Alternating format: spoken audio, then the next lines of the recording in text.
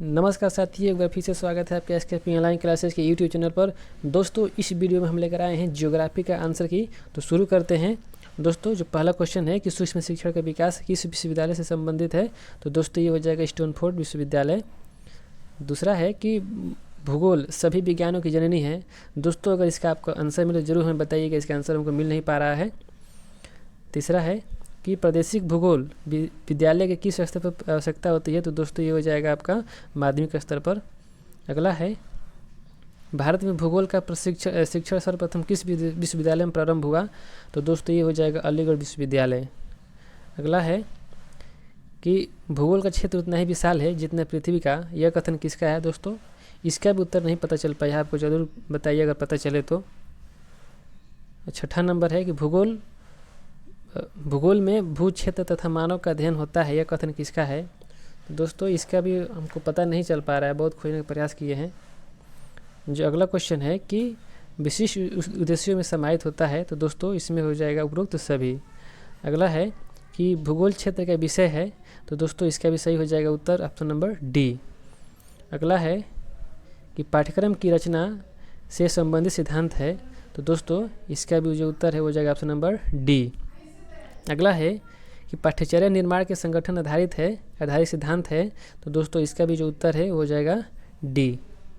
अगला है कि पाठ्यचर्या निर्माण के उद्देश्य केंद्रित सिद्धांत है, तो इसका जो ऑप्शन है दोस्तों वो हो जाएगा ऑप्शन नंबर सी। अगला है कि भूगोल का सहसंबंध इतिहास से है, इतिहास से किस प्रकार है, तो दोस्तों इसका व्यवहारिक संबंध है। दोस्तों अगर उसका उत्तर अगर कन्फ्यूजन लगे जरूर हमें कमेंट करके बताइए क्या होगा, लेकिन जहाँ तक मुझे लग रहा है ये व्यवहारिक संबंध होगा। नेक्स्ट है कि एक ही विषय की विभिन्न शाखाओं के मध्य सहसंबंध कहा जाता है, तो दोस्तों इसका भी उत्तर हमको पता नहीं चल पाया है, आप जरूर हमें बताइए कमेंट करके क्या होगा। पाठ्यक्रम में निरंतर संशोधन करना किस सिद्धांत पर आधारित है, तो दोस्तों ये होता है परिवर्तनशीलता के सिद्धांत पर। अगला है कि भूगोल का औपचारिक अध्ययन किस स्तर से प्रारंभ किया जाता है, तो दोस्तों ये इसको हम माध्यमिक स्तर से प्राथमिक स्तर से शुरू करते हैं। अगला है कि भौगोलिक कार्यकारक संबंधों का विश्लेषण करना किस स्तर से संबंधित है, तो दोस्तों ये हो जाएगा माध्यमिक स्तर से। नेक्स्ट क्वेश्चन है कि सूक्ष्म शिक्षण की अवधि होती है, तो दोस्तों सूक्ष्म शिक्षण की जो अवधि होती है वो 36 मिनट की होती है, तो इसका जो सही उत्तर है वो डी हो जाएगा। और इसका जो कथन है वो कथन डी एलन का कथन है।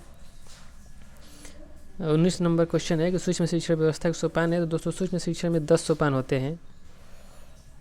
सूक्ष्म शिक्षण के लाभ हैं, तो दोस्तों इसका जो लाभ है वो उपरोक्त सभी लाभ हैं।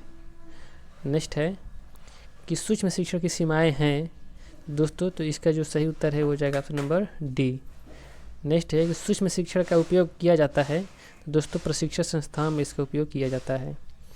नेक्स्ट है कि सूक्ष्म शिक्षण का मुख्य अवस्था है, तो दोस्तों ये जो इसका जो सही उत्तर है वो जाएगा ऑप्शन नंबर डी। नेक्स्ट है कि सूक्ष्म शिक्षण के घटक हैं, तो दोस्तों सूक्ष्म शिक्षण घटक हो जाएगा option number D. Next question है व्याख्यान विधि के उद्देश्य हैं, तो दोस्तों इसका जो सही उत्तर है वो जाएगा ऑप्शन नंबर डी।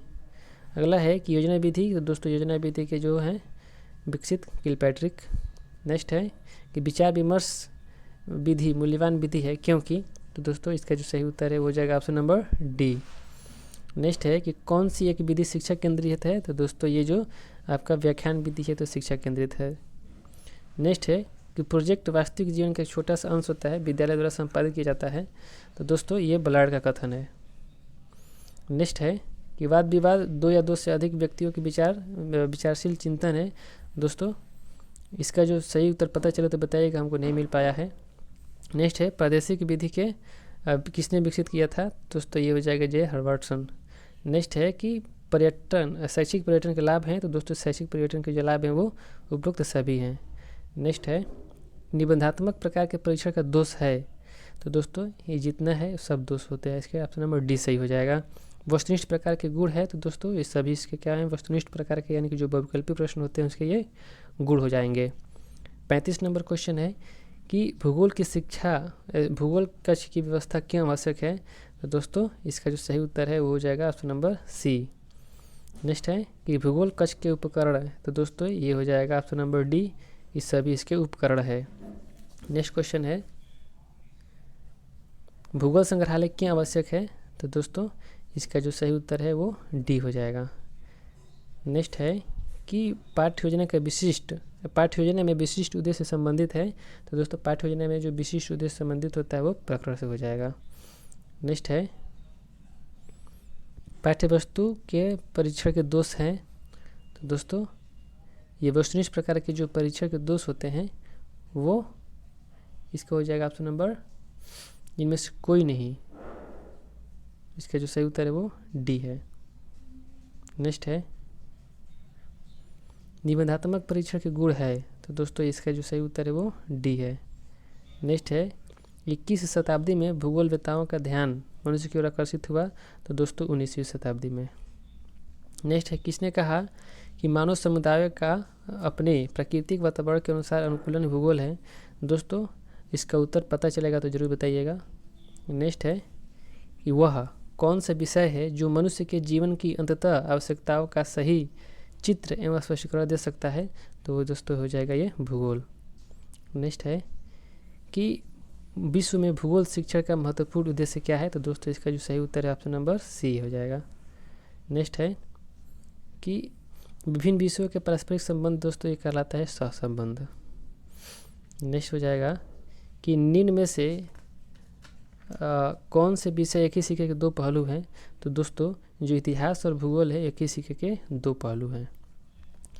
निरीक्षणात्मक विधि किस विधि के घनिष्ठ संबंध है, तो दोस्तों ये हो जाएगा भ्रमणात्मक। नेक्स्ट है भूगोल के जनक कौन माने जाते हैं, तो दोस्तों इसमें जो ऑप्शन दिया हुआ है कोई मैच नहीं कर रहा है। भूगोल के जो जनक है वो हिकेटियस माने जाते हैं। अब आप बताइएगा क्वेश्चन सही दिया है गलत दिया है, लेकिन जो भूगोल के जनक है हिकेटियस माने जाते हैं। नेक्स्ट है भूगोल शिक्षण के सभी स्तरों पर कौन सी विधि उपयोगी है, तो दोस्तों इसमें हो जाएगा ये निरीक्षणात्मक विधि उपयोगी हो जाएगा। नेक्स्ट है कि निम्न में से किसमें छात्रों के पूर्व ज्ञान का लाभ उठाया जाता है, तो दोस्तों प्रस्तावना में छात्रों के पूर्व ज्ञान का लाभ उठाया जाता है। एक पाठ्य योजना में सामान्य उद्देश्य से संबंधित होते हैं, तो दोस्तों जो सामान्य उद्देश्य होते हैं विषय से संबंधित होते हैं। अगला है कि उद्देश्य कथन के बाद किसका वर्णन किया जाता है, तो दोस्तों उद्देश्य के बाद हम सीधे प्रस्तुतिकरण करते हैं। नेक्स्ट है कि अलग कमरे के अभाव में भौगोलिक सामग्री के लिए क्या कठिनाई आती है, तो दोस्तों इसमें इस सभी से जो है कठिनाई आती है। नेक्स्ट है भूगोल के कमरे का आकार, दोस्तों तो ये होना चाहिए 40x30 का। पृथ्वी की आकृति प्रतिमूर्ति होती है, तो दोस्तों ये जो है ग्लोब के समान होती है। सूक्ष्म शिक्षण शब्द के जनक कौन है दोस्तों, तो ये हो जाएंगे, ये हो जाएगा ऑप्शन नंबर ए, इसका जो सही उत्तर है वो हो जाएगा option number A. Next question है कि सूक्ष्म शिक्षण की अवधि होती है, तो दोस्तों सूक्ष्म शिक्षण की जो अवधि होती है वो 5 से 10 मिनट की होती है। नेक्स्ट है कि सूक्ष्म शिक्षण का सही क्रम है, तो दोस्तों इसका हो जाएगा ऑप्शन नंबर बी। नेक्स्ट है कि सूक्ष्म शिक्षण में छात्रों की संख्या होती है, दोस्तों छात्रों की संख्या 5 से 10 होती है। नेक्स्ट है भारतीय भूगोल के जनक हैं, तो दोस्तों भारतीय भूगोल के जनक अभी कहीं नहीं मिल पा रहा है, आप लोग को मिलेगा तो जरूर बताइएगा कि भारतीय भूगोल के जनक कौन हो जाएंगे। नेक्स्ट है कि योजना विधि के प्रतिपादक हैं, तो दोस्तों ये हो जाएगा WC किलपैट्रिक। नेक्स्ट है कि पाठ्यचर्या शब्द की उत्पत्ति कीड़े से हुई है, ये किस भाषा की है, तो दोस्तों ये हो जाएगा आपका लैटिन भाषा से है। अगला है कि भूगोल को निम्न में से किन पाठ्यक्रमों का स्थान प्राप्त है, तो दोस्तों ये सभी हो जाएगा। नेक्स्ट है कि प्राकृतिक विज्ञान होने के कारण भूगोल शिक्षण विधि में किसकी प्रधानता होनी चाहिए, तो दोस्तों इसका जो सही उत्तर है वो हो जाएगा उपरोक्त सभी का। नेक्स्ट है कि भूगोल म्यूजियम होना चाहिए, दोस्तों तो ये होगा भूगोल कक्ष का एक भाग होना चाहिए। नेक्स्ट है कि भूगोल पाठ्य योजना बनाया जाता है, तो दोस्तों 5 अवंती में ये बनाया जाता है।